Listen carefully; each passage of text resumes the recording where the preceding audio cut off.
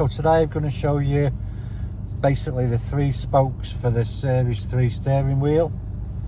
Bottom piece, we've already done the chin spokes, that one's going to go over the top. So as always, adhesion primer. Don't get this on anything that you don't want sticking on basically, so a bit on there. You don't have to be mega accurate with it, just so you get a good adhesion on the edges there and on the bottom there. So once you've got all them done, you can just let them tack off while you peel the tape. So first one, obviously, we'll go with the bottom spoke.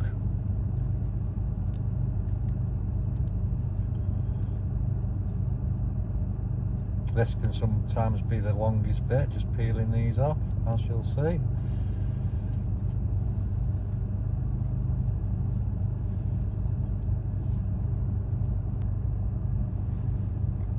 It's just a case, that one's dead easy, so it's just a case of lining up where you're going, pressing it down, done. Now these ones are fiddly. I'm going to show you with the tape on just to start with.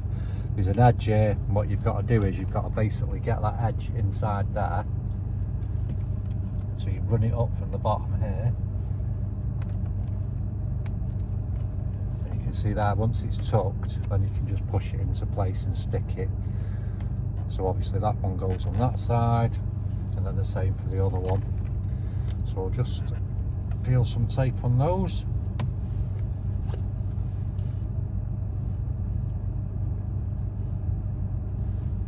And again, when you're doing it, they are fiddly, so like I say, top it in there, and then as you run it up, you'll see, oof, it's a bit harder with the glue in.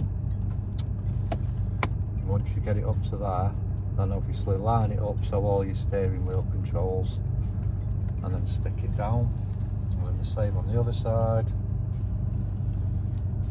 Just peel these off. So again, so that edge in about halfway down or there where you'll feel it go in, and then you just slide it up, get them lined up,